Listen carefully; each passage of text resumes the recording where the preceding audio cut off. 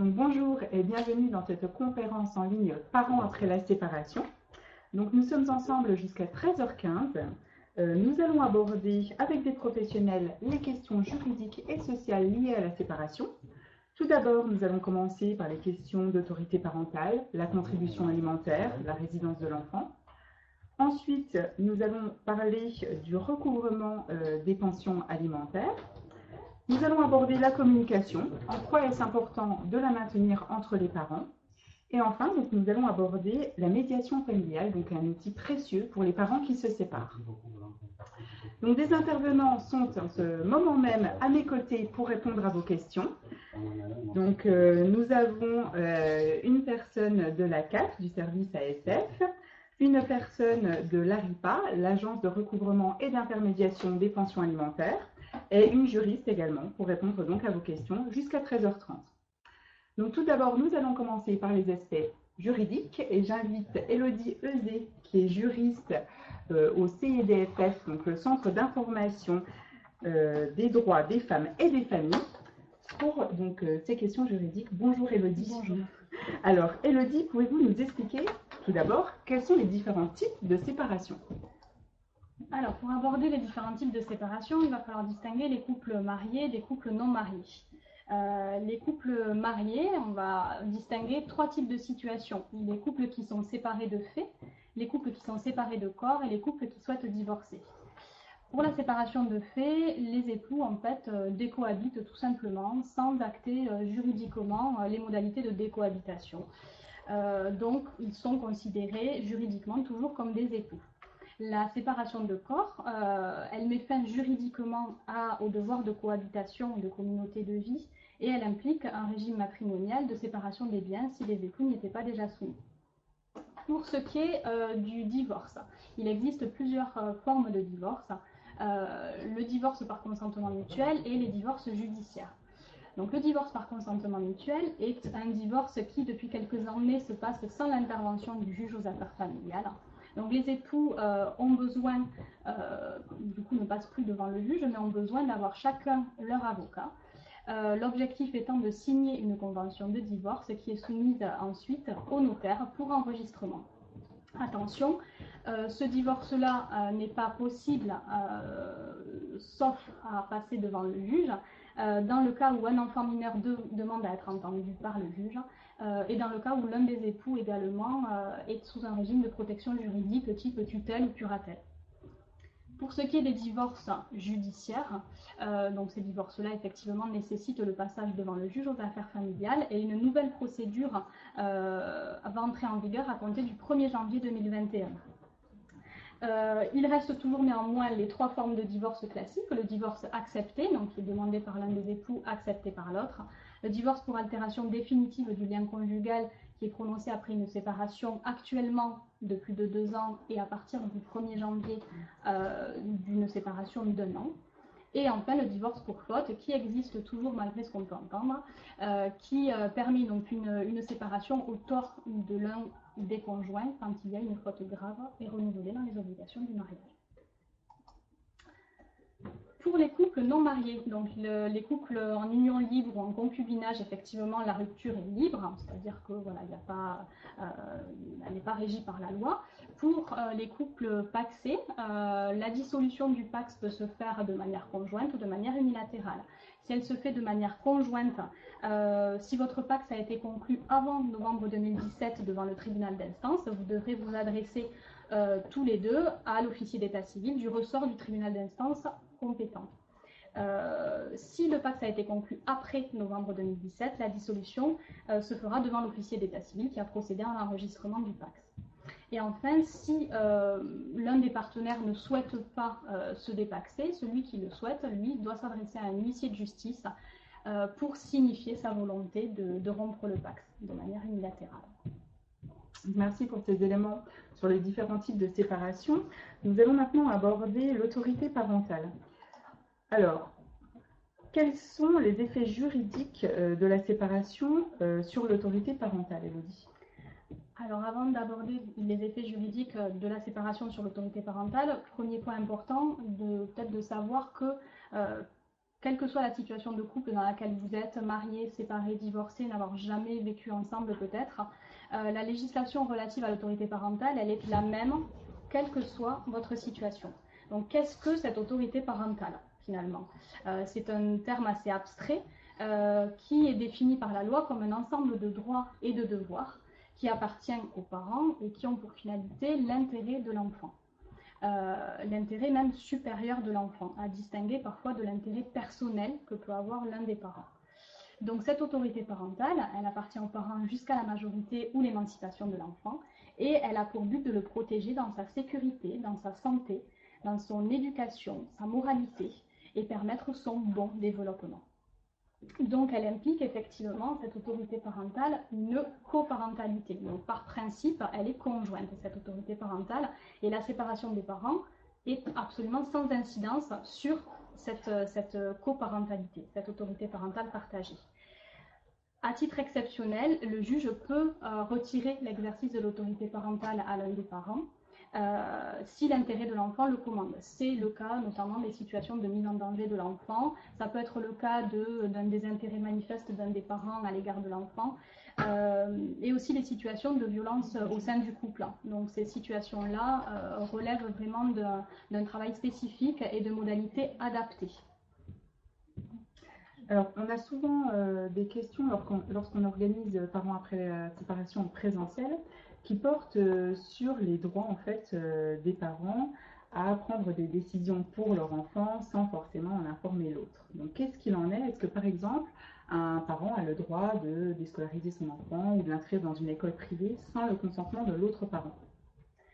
Alors cette question pose la question des actes usuels et des actes importants relevant de l'autorité parentale. Par principe, le partage de l'autorité parentale implique que les décisions soient prises par les deux parents. Sauf qu'en pratique, on ne va pas forcément demander l'accord écrit de l'autre parent pour l'amener chez le coiffeur, pour l'amener chez le médecin, etc.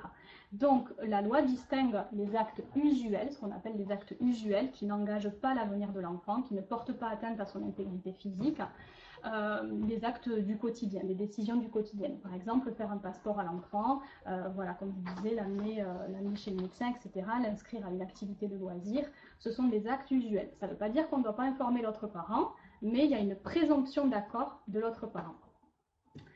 Et par ailleurs, la loi pose donc, du coup, par opposition, les actes non usuels, les actes relevant de l'autorité parentale. Alors évidemment, elle n'en fait pas une liste, mais on peut relever que ce qui est du ressort du domaine de la scolarité, de la santé, de la sortie du territoire, de la pratique d'une religion ou d'un sport dangereux, ces décisions-là qui vont avoir un impact sur l'avenir de l'enfant, qui peuvent avoir un impact sur son intégrité psychique ou physique, voilà, demande l'accord des deux parents. Donc effectivement, l'inscription dans un établissement privé requiert l'accord des deux parents.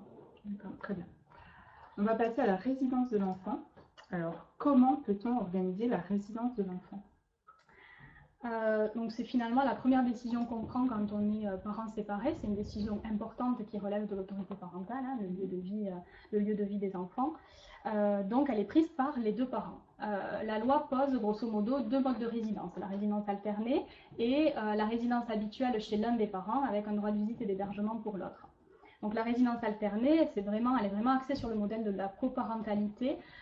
C'est l'équivalent, voilà, on a des temps équivalents de maintien de l'enfant, de répartition de l'enfant chez les deux parents. Donc ça peut être une semaine chacun, ça peut être 15 jours, voilà. Encore une fois, les parents ont tout à fait la possibilité et on les incite même à prendre ces décisions-là ensemble. Et chaque modèle parental a sa place. Il n'y a pas forcément de critères particuliers pour la résidence alternée, si ce n'est pas forcément un éloignement trop important des domiciles.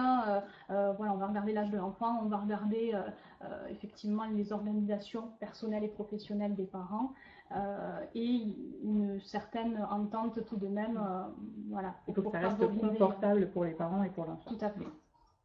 Et le deuxième modèle, donc, qui est la résidence habituelle avec un droit de visite et d'hébergement, Quand on entend parler du droit de visite, ce qu'on appelle droit de visite classique, un week-end sur 2 et la moitié des vacances scolaires, alors ce modèle est tout à fait voilà, mis en place très souvent, mais ce n'est pas un modèle légal, c'est-à-dire que les parents, encore une fois, peuvent mettre en place ce qu'ils veulent, un droit de visite élargi, un droit de visite sans hébergement, voilà, en fonction de leur mode de vie. Donc ce que j'entends, c'est que les parents en fait, sont libres d'organiser cette résidence comme ils le souhaitent, et que le juge finalement aux affaires familiales n'intervient qu'à défaut de meilleur accord. Absolument, absolument. Je précise que ce juge aux affaires familiales, c'est un juge qui siège au tribunal judiciaire et qui peut être saisi par requête des parents dans tout ce qui concerne toutes les procédures hors divorce, l'avocat n'étant pas obligatoire. Très bien. On a une question également qui revient sur la résidence de l'enfant. C'est celle de savoir si l'un des deux parents peut déménager sans l'accord de l'autre. Alors, la question du déménagement, effectivement, elle est importante parce qu'elle peut engendrer effectivement des conséquences importantes dans la vie de l'enfant. Ça peut engendrer un changement d'école, un changement de ses habitudes, de son lieu de vie, de son environnement social, familial, etc. Donc un déménagement voilà, à 5 km n'aura pas les mêmes conséquences qu'un déménagement à 200 km. Donc effectivement, à partir du moment où un déménagement va modifier les modalités habituelles de la vie de la famille et finalement des parents séparés de l'enfant, on va considérer que c'est un acte relevant de l'autorité parentale, donc soumis à l'accord des deux parents. Il faut préciser que chaque parent a le droit de savoir où vit son enfant et donc une obligation pour le parent qui est le parent gardien de prévenir tout déménagement voilà, au minimum par lettre recommandée. Merci. Alors maintenant, nous allons aborder la contribution alimentaire. Pourquoi fixe-t-on une contribution alimentaire et comment cette contribution alimentaire est-elle calculée? Alors moi, j'aime pas trop le terme de contribution alimentaire parce qu'il fait référence au parent payeur, en fait, qui va payer une contribution, ce qu'on appelle la pension alimentaire. La loi, elle parle de contribution à l'entretien et à l'éducation de l'enfant. Et cette contribution, elle est due par les deux parents. Alors effectivement, quand on a des modes de garde comme le mode de garde résidence habituelle et droit de visite, le parent gardien va contribuer, ce qu'on appelle en nature, pour l'entretien et l'éducation de l'enfant, par le fait de le loger, de le nourrir, de l'habiller, etc. Et donc l'autre parent va très souvent verser de manière pécuniaire un montant, ce qu'on appelle la pension alimentaire. Cette contribution, elle est due en fonction de plusieurs critères. D'abord, les ressources et les charges de chacun des parents, des besoins spécifiques d'un enfant. Un enfant qui va être en situation de handicap n'aura pas les mêmes besoins qu'un enfant qui n'est pas dans cette situation. Un enfant de l'âge de 3 ans n'aura pas les mêmes besoins qu'un enfant de l'âge de 17. En fonction aussi de la taille de la famille, du nombre, de l'âge des enfants. Et évidemment du mode de garde, tout en sachant que résidence alternée n'exclut pas le principe d'une pension alimentaire selon les situations. Est-ce que le versement s'arrête à la majorité des enfants? Alors, la loi précise bien que la contribution à l'entretien et à l'éducation de l'enfant ne cesse pas de plein droit à la majorité de l'enfant, notamment pour les enfants qui poursuivent des études supérieures, à charge pour l'enfant de justifier effectivement chaque année de la poursuite de ses études, tant qu'il n'est pas autonome financièrement. Très bien. Merci Élodie pour ces réponses aux questions juridiques. Je vais maintenant accueillir Hélène Bourguina, qui est la responsable de l'agence de recouvrement et d'intermédiation des pensions alimentaires. Bonjour Hélène. Bonjour Atia. Alors Hélène, est-ce que vous pouvez nous présenter l'ARIPA? Oui, donc l'ARIPA, c'est un service de la CAF et de la MSA. Elle vous aide à recouvrer les impayés de pensions alimentaires et vous accompagne dans vos démarches. Donc cette agence offre plusieurs services, donc un plateau national téléphonique pour toutes les questions en lien avec la séparation et le recouvrement des pensions alimentaires impayées, un site internet où vous retrouverez également toutes les infos en lien avec la séparation. Elle rend des titres exécutoires. Elle peut verser sous certaines conditions une allocation, qui est l'allocation de soutien familial. Elle va vous aider dans le recouvrement des pensions alimentaires et peut jouer également le rôle d'intermédiaire entre les parents pour le versement de cette pension, c'est l'intermédiation financière. Pour démarrer, je vais faire un petit peu le clair sur les titres exécutoires parce que c'est un terme qui va revenir souvent, qui n'est pas forcément clair pour tout le monde. Donc, qu'est-ce qu'un titre exécutoire? C'est un acte juridique qui constate officiellement un droit et qui permet à son titulaire d'en exiger l'exécution forcée. Donc, un exemple concret, il va constater un droit à pension alimentaire et permettra de la récupérer si jamais elle était impayée. Donc, ce titre exécutoire, ça peut être, comme on l'a vu précédemment, ça peut être un jugement rendu par le juge aux affaires familiales. Ça peut être une convention de divorce devant un avocat déposée chez le notaire. Et ça peut être également un titre exécutoire rendu par la CAF ou la MSA. Donc, je vais vous parler principalement des titres exécutoires rendus par la CAF et la MSA pour les parents non mariés. Donc, habituellement, pour les couples mariés, ça sera un titre exécutoire donc, dans lequel la pension sera fixée par le JAF, par exemple. Par contre, pour les ex-partenaires de PACS ou les ex-concubins, donc ces personnes peuvent passer directement par la RIPA afin d'obtenir un titre exécutoire portant sur la pension. Donc ce titre exécutoire CAF ou MSA, si vous dépendez du régime agricole, valide le montant de la pension fixée dans la convention parentale. Ce document rend son paiement obligatoire au même titre qu'un jugement. Comment fait-on la demande d'un titre exécutoire quand la personne est dans ce type de situation? Alors, pour ce faire, il faut vous rendre sur le site internet pension-alimentaire.cap.fr ou bien pensionalimentaire.msa.fr sur lequel vous allez retrouver un modèle de convention parentale dans lequel vous allez pouvoir indiquer le mode de garde choisi, donc tout ce qui a trait à la résidence de l'enfant et également le montant de la pension alimentaire. Sur ce site, vous trouverez également le simulateur de pension qui tiendra compte des revenus du parent qui doit payer cette pension.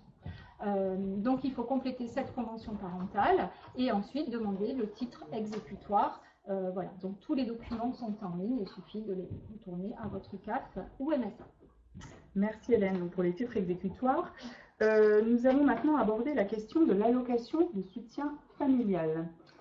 Donc, est-ce que vous pouvez nous expliquer en quoi consiste cette prestation et à qui elle s'adresse? Alors, effectivement, en cas de séparation et sous certaines conditions, vous pouvez bénéficier d'une aide qui s'appelle l'allocation de soutien familial. Si vous élevez seul votre enfant, elle correspond à 115 € par mois. Si par contre c'est un enfant que vous avez recueilli parce qu'il est privé de l'aide de ses deux parents, donc ça peut être un petit-fils, une nièce par exemple, donc dans ce cas-là, le montant s'élève à 154 € par mois et par enfant. Donc hormis pour ce cas spécifique de recueil d'enfants, pour pouvoir bénéficier de l'ASF, il faut être isolé. Donc on ne le verse que uniquement aux parents isolés. Donc sur le principe, voilà, la CAF ou la MSA se substitue au non-versement de la contribution alimentaire dans deux cas. Si une procédure est engagée à l'encontre du débiteur devant le juge aux affaires familiales, ou bien si le débiteur, c'est-à-dire l'autre parent, n'est pas solvable. Et si une personne touche une pension alimentaire d'un montant inférieur au montant de l'allocation de soutien familial, c'est-à-dire 115 €, est-ce qu'il peut y avoir des dispositions pour compléter finalement cette pension? Tout à fait. Il existe ce qui s'appelle l'ASF complémentaire. Donc, par exemple, si la pension est fixée à 80 € par exemple, on versera la différence entre les 115 € mensuels de l'ASF et le montant de la pension fixée qui est de 80 €. Donc, l'autre parent s'acquittera des 80 € de pension et la CAF ou la MSA versera le complément. Jusqu'à 115 €. Oui, d'accord. tout à fait. Je reviens également sur un point dont vous nous avez parlé. Vous avez expliqué que l'ASF était dédiée aux personnes isolées. Oui. Que se passe-t-il si la personne se remet en couple avec une personne qui n'est pas forcément l'autre parent? Alors, dans ce cas, le versement de l'ASF va s'interrompre. C'est vraiment une condition essentielle, c'est l'isolement. Alors, donc, dans ce cas, on arrête de verser l'ASF. Toutefois, si c'est un dossier pour lequel on avait un recouvrement de pension alimentaire impayé en cours, on continuera à gérer le recouvrement. Donc, on stoppe le versement de l'ASF les mois où on n'a pas pu récupérer cette pension. Mais on poursuit le recouvrement, la récupération de la bien pension évidemment alimentaire. la récupération de pension. Très bien. Alors, justement, abordons l'aide au recouvrement. Alors, concernant cette aide au recouvrement, quelle est la procédure proposée par l'Agence de recouvrement et d'intermédiation des pensions alimentaires? Alors, les personnes donc, qui ne remplissent pas les conditions d'ouverture de droit à l'ASF, par exemple parce qu'ils vivent en couple, comme on l'a dit précédemment, peuvent bénéficier de l'aide au recouvrement. Ce qu'il faut savoir, c'est que cette aide est gratuite et ouverte à tous, et l'agence peut récupérer jusqu'à 2 ans de pension alimentaire impayée. Et de quels moyens disposent les CAF et les MSA justement pour récupérer les sommes impayées auprès du débiteur? Oui. Alors, tout d'abord, systématiquement, on passera par une phase amiable. Donc, on va envoyer ce qu'on appelle une procédure amiable à l'autre parent, qui aura 1 mois pour nous répondre, pour récupérer les arriérés de pension s'il y en a, la pension courante également. Si à l'issue du temps, du délai qu'on lui laisse, il ne nous a pas répondu, dans ce cas-là, on passera sur une procédure forcée. Donc, nous pouvons, dans ce cas, récupérer la pension et les arriérés directement en saisie sur salaire, sur compte bancaire, sur indemnité journalière de la caisse primaire d'assurance maladie, par exemple, ou du Pôle emploi, etc. Dernière question que j'ai à vous poser, Hélène. Alors, nous avons entendu parler depuis quelque temps d'une nouvelle mission de l'Agence de recouvrement et d'intermédiation des pensions alimentaires, l'intermédiation financière. Est-ce que vous pouvez nous expliquer en quoi ça consiste et à qui ça s'adresse? Alors, les CAF et MSA donc, proposent effectivement ce nouveau service depuis le 1er octobre aux parents séparés dont la pension alimentaire n'est pas payée ou partiellement payée. Donc, en fait, concrètement, les CAF et MSA peuvent devenir l'intermédiaire entre les 2 parents pour faciliter le versement de la pension et préserver bien évidemment l'intérêt de l'enfant. C'est-à-dire que le débiteur versera aux parents, versera à la CAF ou à l'MSA, qui versera aux parents, donc qui doit recueillir la pension. Voilà, donc vous êtes le parent qui doit recevoir la pension alimentaire. Donc l'agence va collecter cette pension tous les mois auprès de l'autre parent et vous la reverser automatiquement. Vous êtes le parent qui doit verser la pension alimentaire. Dans ce cas, vous effectuez tous les mois le paiement à l'agence et non à l'ex-conjoint. C'est alors la CAF qui prendra le relais, qui versera directement la pension à l'autre parent. J'imagine que ça va éviter effectivement de nombreux conflits, puisque la question des pensions alimentaires est une question qui soulève effectivement des conflits entre les parents assez souvent.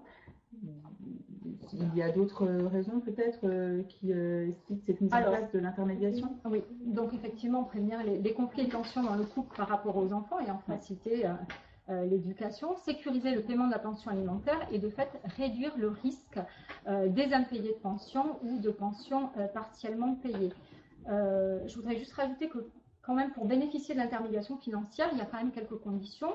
Bien évidemment, avoir un enfant et être séparé.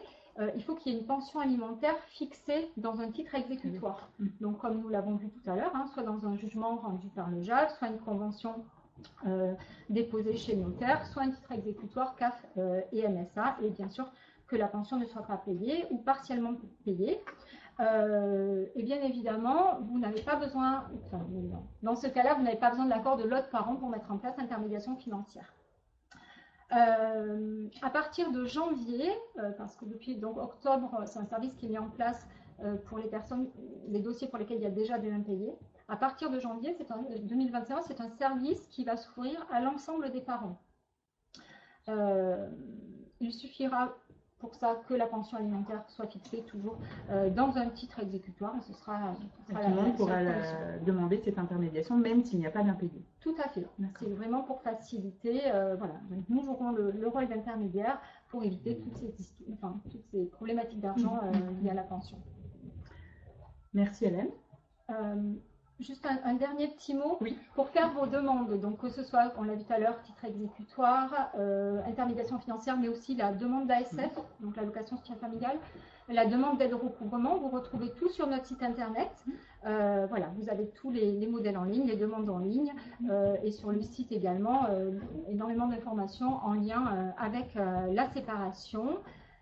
Pour terminer également, des téléconseillers à votre service du lundi au vendredi avec un nouveau numéro de téléphone qui va changer à partir du 16 décembre. Donc, ça sera un numéro court, le 3238. Donc, c'est un plateau national dédié à la RIPA, donc de 9h à 16h30 et donc au prix d'un appel local. Voilà, le 3238. Merci Hélène. Merci beaucoup. Au revoir. Alors, présent, donc Florence Ernest, qui est travailleur social à la CAF de Haute-Garonne, va nous rejoindre pour évoquer les effets psychosociaux de la séparation. Bonjour Florence. Bonjour Afia. Florence, donc au cours de votre pratique, vous avez travaillé avec de nombreux parents qui étaient en cours de séparation. Est-ce que vous avez pu repérer des points communs peut-être dans leur vécu? Donc effectivement, suite à une séparation, alors je le rappelle, hein, bien sûr, chaque situation quand même des parents est unique. Néanmoins, on se rend compte qu'il y a quasiment pour la totalité des situations une gestion du quotidien qui va se mettre en place avec des démarches administratives, des changements matériels comme par exemple un nouveau logement à trouver et également une nouvelle organisation familiale. Suite à cette séparation, vient souvent se rajouter cette charge émotionnelle, alors qu'il peut se manifester selon les personnes de façon différente. On peut voir de la colère, la culpabilité, de la tristesse. Là, effectivement, ces émotions vont être propres à chaque parent. Par contre, dans quasiment la totalité des situations, ce que l'on peut voir, c'est une forte inquiétude pour l'avenir des enfants. Ce qu'on peut dire, c'est que finalement, c'est tout à fait normal dans cette période où il y a et la gestion du quotidien et cette charge émotionnelle, d'être un peu bousculé, d'où la période de bouleversement que vous avez évoquée. Et justement, est-ce que vous avez des conseils peut-être à apporter pour aider les personnes qui traversent cette période de bouleversement?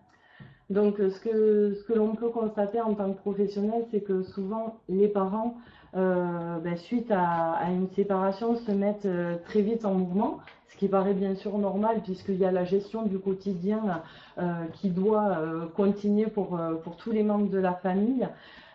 Néanmoins, ce qu'en tant que professionnel, on a envie de conseiller et d'inviter, c'est de prendre un temps pour soi.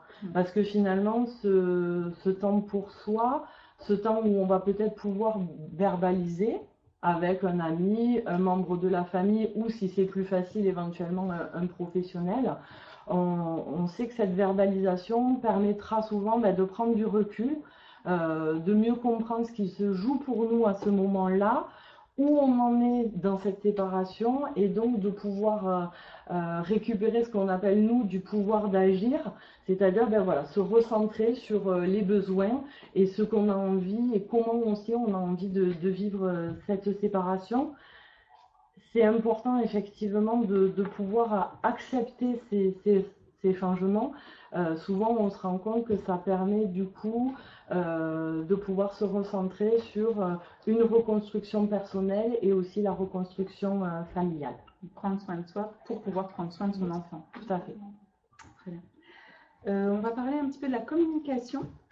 Nous allons voir donc, déjà dans un premier temps pourquoi il est important de maintenir une communication parentale. Donc, ce que je voudrais dire avant d'aborder cette partie-là, c'est qu'effectivement, s'il y a une situation de violence conjugale au sein de la famille, à ce moment-là, ça sera plutôt un accompagnement spécifique qui se mettra en place. Il existe des associations qui sont dédiées et des institutions qui travaillent aussi autour de ce qui se passe dans ces familles. Là, les questions de cette communication parentale, donc, effectivement, elles sont finalement quand même évidentes pour personne. Les anciens conjoints ont souvent des habitudes de fonctionnement qu'ils avaient au sein du couple. Sauf que là, effectivement, le couple se termine et il faut essayer en tout cas de maintenir cette relation parentale. C'est important et c'est surtout de la responsabilité des parents de faire vivre cette communication et, comme l'ont évoqué mes collègues, dans l'intérêt des enfants, bien entendu. Donc, il est important de maintenir cette communication parentale pour que l'enfant, notamment, ne soit pas le messager entre les parents. C'est une position quand même très inconfortable pour les enfants. C'est effectivement le risque quand aucune communication n'existe entre les parents, parce que c'est difficile, on peut l'entendre, surtout suite à une séparation. Mais effectivement, si à un moment donné, il n'y a pas de communication, mais il y aura quand même des messages à se faire passer, et c'est là où souvent l'enfant devient du coup le messager et le porteur des messages. Ça devient forcément très compliqué pour lui d'avoir cette place, lui qui veut, qui voit toujours ses parents, et il faut faire attention finalement à ce que l'on véhicule auprès de notre enfant pour pouvoir maintenir une image positive de l'un comme de l'autre, et finalement, quoi qu'il se soit passé dans la relation de couple. Est-ce qu'il y aurait des conseils à apporter aux personnes pour les situations où la communication est vraiment très compliquée, quand on n'arrive pas à parler ou même à regarder l'autre? Surtout, je pense qu'il faut essayer de comprendre qu'il n'y a pas de bonne façon de communiquer. L'essentiel, c'est de communiquer. Il n'y a pas de règles non plus qui sont prédéfinies. Il faut essayer de trouver ce qui nous correspond, là où on se sent confortable et qui nous permet de garder un respect l'un vis-à-vis de l'autre. Donc ça peut être une communication écrite aussi, dans un premier temps. On est aujourd'hui à l'ère où on a beaucoup de moyens de communication. Finalement, il faut faire attention de ne pas être trop peut-être hâtif et se sentir envahir par un désir de répondre rapidement. L'avantage justement d'une communication écrite, c'est de pouvoir prendre du recul sur ce qu'on va écrire, différer la réponse, pour qu'elle corresponde bien à ce que l'on a envie de dire à l'autre, et ça permet des fois de faire redescendre du coup la colère, les mots un peu de trop qu'on ne pourra pas rattraper. Elle peut rester bien sûr écrite, il y aura peut-être néanmoins des moments où ça demandera quand même une communication verbale. Comme l'a évoqué ma collègue juriste, il y a des décisions importantes à prendre, comme l'école, comme peut-être certains loisirs, et là il faudra effectivement que la communication se mette en place. Si vous trouvez toujours que c'est effectivement difficile d'en parler à l'autre parent, vous pouvez aussi peut-être l'inviter à regarder cette conférence et à l'inviter à aller peut-être prendre ce qu'il y aura de mieux et dans l'intérêt des enfants une nouvelle fois. Alors, nous avons vu donc les aspects au niveau de la communication concernant les parents. Concernant les enfants, donc, est-ce qu'on a une idée des besoins et réactions des enfants pendant ces périodes de bouleversement également pour eux? Donc effectivement, ce qu'il ne faut pas oublier, et là encore une fois c'est bien normal, c'est que suite à une séparation, ça va également être une période qui est bouleversante pour les enfants. Effectivement, ils vont voir leurs parents se séparer. Pour eux aussi, ça va être une nouvelle réorganisation familiale et du coup du quotidien. En tant que professionnel, là où on est souvent plus attentif, en tout cas, c'est quand les tensions au sein du couple perdurent et que du coup les parents n'arrivent pas à trouver leur rythme. Là, on a parlé effectivement de l'enfant qui peut être porteur de cette communication, mais eux aussi, si on peut vivre des choses qui sont communes et que l'on retrouve chez de nombreux enfants, c'est ce désir de réunir leurs parents. Ils peuvent aussi se sentir coupables, responsables de ce qui est en train de se passer pour leurs parents. Et ils peuvent également vivre parfois un conflit de loyauté. Justement, est-ce que je dois prendre parti? Est-ce que je dois plus en aimer un que l'autre? Ça paraît, ce qui se passe dans la tête des enfants, c'est peut-être pas toujours non plus lisible pour les parents.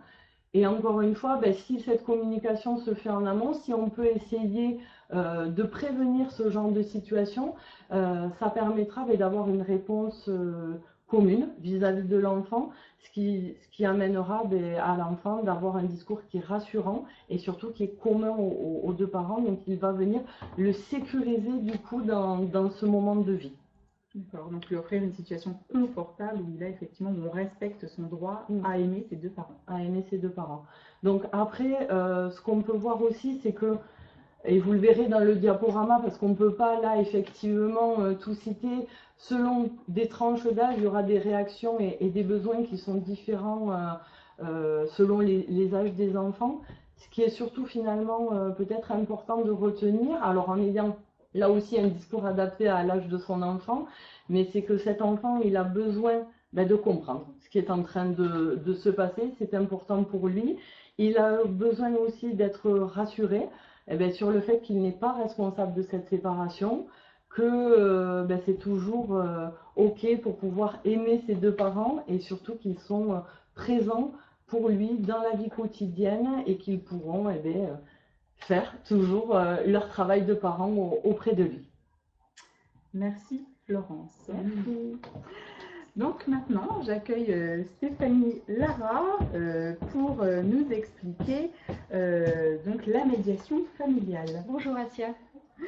Voilà, donc Stéphanie, est-ce que vous pouvez nous dire en quoi consiste la médiation, à qui elle s'adresse? Voilà, nous expliquer quel est cet outil et à quoi il sert. Alors, la médiation, c'est un espace, un lieu ressource qui va permettre de dépasser les conflits dans la reprise d'une communication, d'un dialogue rendu possible grâce au médiateur familial. La médiation en tant que processus structuré, confidentiel, va favoriser donc l'issue à l'amiable de la résolution du conflit. Elle va concerner toutes les situations conflictuelles liées à la famille. Alors, la famille entendue dans sa diversité, bien évidemment. La médiation familiale peut permettre d'identifier au mieux la source du conflit, de rétablir le dialogue constructif, de réfléchir ensemble à la façon de préserver les enfants, de prendre des décisions, toujours ensemble, concernant bien évidemment l'autorité parentale conjointe qui a été ici largement décrite. Des modalités d'hébergement, des questions financières, de la famille élargie. Enfin, on peut imaginer toutes les possibilités puisque ce sont les personnes qui vont apporter les objets de discussion. Le médiateur ne va pas décider des objets en disant on va pouvoir évoquer ça ou ça, même s'il peut éventuellement accompagner et guider dans ces échanges. Alors, la médiation familiale, comme vous l'avez entendu, concerne toutes les situations. Alors, pour généraliser, parce qu'on ne peut pas rentrer dans le détail, ce serait un petit peu trop long, mais donc ce sont des situations liées au conflit, à la famille, entendues dans sa diversité, encore une fois, dans le cas de séparation, de divorce, de rupture de lien, de conflit de génération. Voilà. Donc en fait, le médiateur vient faciliter les échanges. Absolument, Asia. Il va permettre de pouvoir, en tous les cas, créer un dialogue autour de ces conflits, de ces tensions. Alors comment faire? Eh bien, il suffit tout simplement de prendre contact au secrétariat de divers services de médiation. Alors j'imagine que les personnes auront peut-être des indications. Oui, tout à fait. J'indiquerai ça effectivement à la fin du webinaire, mais les personnes pourront retrouver donc toutes les adresses selon les lieux de résidence, selon les départements, à la fin du diaporama. Donc que ce soit pour la médiation, les adresses qui ont été citées tout à l'heure pour la RIPA, pour les juristes également. Voilà, c'est à la fin du diaporama, mais je réindiquerai ça. Alors du coup, dans la démarche, donc très simple, un contact téléphonique, le secrétariat va fixer avec vous un rendez-vous pour un entretien d'information. À ce stade-là, on est uniquement dans la démarche de prendre des renseignements. Alors, cette rencontre, ce moment d'information, il est gratuit.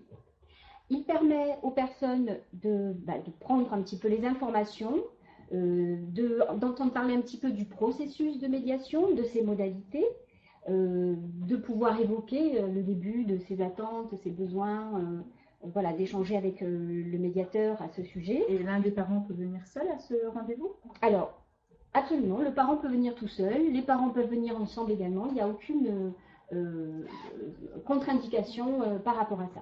Il faut quand même retenir qu'à ce stade, les personnes ne sont pas engagées. Donc, c'est un temps aussi de réflexion qui permet aussi d'évaluer si cet espace va être utile ou pas. Il correspond aux besoins. Absolument. On peut imaginer aussi qu'il y a un parent qui soit prêt à cet échange, à cette discussion. Et l'autre, pas forcément. Alors, on va peut-être réfléchir ensemble à comment faire venir notre parent. Voilà. En tous les cas, cet entretien va permettre un petit peu de rendre plus concret cette démarche pour les personnes. Alors, comment ça se passe concrètement? C'est une séance, un entretien qui dure entre 1h30 à 2h, selon tout ce qu'il y a à évoquer. Au niveau du processus, je vais vous donner une moyenne, mais ce n'est absolument pas une règle. On peut imaginer entre 1 et 6 entretiens selon les besoins, selon ce qui a été repéré, ce qui doit être travaillé. Voilà. Bon, en moyenne, 1 à 6. Voilà. Mais ça peut. Voilà. C'est les personnes qui vont aussi déterminer. À chacun son cheminement. Absolument. Alors, à quel moment on peut faire cette démarche-là? Eh bien, je dirais à tout moment. C'est-à-dire qu'on peut le faire en amont, avant une séparation, pendant une séparation, après une séparation. Il n'y a vraiment pas de règle. Et on peut imaginer que selon, on va dire, le contexte à laquelle on va essayer de faire appel à la médiation, les besoins soient différenciés. Pour vous donner un exemple concret, si on fait appel à la médiation après une séparation, on peut imaginer que les enfants ont grandi, qu'il y a de nouvelles demandes, qu'il y a de nouveaux besoins, voilà, puisqu'on sait que les choses ont évolué, et que peut-être ce qui aura été convenu à un certain moment, à l'âge des enfants, pourra évoluer. Et puis aussi parce que la vie des personnes évolue, et qu'on peut imaginer une mutation, enfin voilà, des choses qui vont faire que la vie va devoir se réorganiser différemment. Voilà, alors le recours à la médiation, il y a deux entrées possibles, c'est-à-dire que on peut imaginer qu'à l'audience, le juge puisse dire, bon écoutez, je pense que ce serait quand même bien de remettre un petit peu de dialogue, je sens qu'il y a des tensions qui sont autour du conflit parental, et va préconiser, va proposer aux personnes une médiation qu'on appelle donc judiciaire. Voilà. Mais les personnes peuvent également venir de leur propre chef, c'est-à-dire que elles sentent que là, il y a des points de blocage, que les échanges sont de très mauvaise qualité, qu'il commence à y avoir des points de tension très forts, et vont dire, alors, où je vais me renseigner pour savoir si cet espace peut être une ressource pour moi, ou convenir ensemble de pouvoir élaborer une convention, une stratégie, voilà, et venir de manière, alors là on appelle spontanée, une médiation conventionnelle. Alors, quand même, le médiateur, c'est qui cette personne-là qui viendrait soutenir un petit peu cette discussion? Donc, c'est quand même un professionnel qualifié, diplômé, qui a des compétences en droit et en psychologie. Alors, il est tenu à la confidentialité. Hein. Tout ce qui est dit dans l'espace doit rester. Il a des principes déontologiques de neutralité également. Il n'est pas là pour essayer de faire dissuader l'autre, donner raison à l'un ou à l'autre. Hein. C'est vraiment pas du tout la démarche du médiateur. Et puis surtout, ce qui est très important, c'est qu'il n'a pas de pouvoir de décision. Il n'est pas là pour vous dire ce qu'il faut faire. Il est là pour pouvoir, avec vous, réfléchir à la meilleure solution que vous souhaitez trouver, puisque il ne faut pas oublier que les parents connaissent très bien leurs enfants et qu'ils sont tout à fait en capacité de prendre des bonnes décisions pour eux. Donc le but, c'est juste d'aider à trouver sa solution. Absolument, absolument. Qu'est-ce qu'on pourrait dire de plus? Eh bien, oui, absolument. Alors, il y a une grille que vous allez peut-être pouvoir apercevoir voilà, à la fin de ce web. On peut, alors pour vous donner une fourchette, lorsqu'on est, par exemple, un niveau de revenu du RSA, c'est 2 € l'entretien. Lorsqu'on est en dessous du SMIC, c'est 5. Et puis voilà, ça va entre 8 et 12, etc. Enfin, vous allez consulter les informations et ce sera peut-être plus clair et plus lisible que si je donnais tous les tarifs. Voilà, donc ça ne coûte rien de pouvoir téléphoner, dire voilà, je voudrais voir si je peux rencontrer quelqu'un. Oui, rappelons que le premier entretien est gratuit. Absolument, voilà, absolument. On peut voir si ça correspond effectivement à son besoin. Voilà, et qui n'engage pas, c'est-à-dire qu'on peut aussi faire cette démarche pour dans quelques mois, quand on sera prêt, voire plus tard. Alors, si une petite précision quand même qui est très importante, à l'issue de ce travail, lorsque les personnes arrivent à trouver un consensus, ou en tous les cas des accords acceptables, ces écrits peuvent faire l'office d'un document qui va être utile, puisque ces accords en médiation familiale peuvent être homologués par le juge. Hein, donc ce qui est quand même un gain de temps pour tout le monde, et c'est une autre façon aussi de rassurer les personnes, puisque cet accord va permettre de rassurer tout le monde. Hein, c'est une convention et qui a valeur de jugement. Voilà. Donc c'est aussi notre voie en parallèle de la procédure judiciaire, mais qui des accords confortables pour chacun, et après on vient les valoriser, les rendre officiels un peu par une homologation. Donc ça c'est possible. Voilà, qui se fait donc auprès du tribunal de grande instance par le juge des affaires familiales. À noter aussi que pour les gens qui pourraient dire mais oui, mais alors si je fais une convention, après je pourrais plus changer ça ou ça, et bien encore une fois, on peut imaginer que dans la vie, il y ait des mouvements dans notre vie privée qui font que ces accords sont révisables à un moment donné. Alors bien évidemment, pas dans le sens tous les mois changer quelque chose, mais voilà, on peut réajuster au fil en fonction des changements qui interviennent aussi dans la vie, c'est pas gravé dans le marbre. Oui, absolument. Donc je vous remercie Stéphanie, donc médiatrice à la Maison des droits des enfants et des jeunes. Merci beaucoup, donc c'est la fin de ce webinaire. Donc vous pourrez retrouver l'enregistrement de ce webinaire en replay jusque début février, donc en ligne. Vous pouvez également trouver à la fin du document qui accompagne la présentation, nous avons un petit diaporama que vous pourrez télécharger qui reprend les propos de la présentation. Et donc, vous trouverez à la fin de ce document les adresses des professionnels et des lieux ressources près de chez vous, donc sur l'ensemble des départements que nous touchons par ce webinaire aujourd'hui. Voilà, je vous remercie et donc à très bientôt. Merci à vous aussi.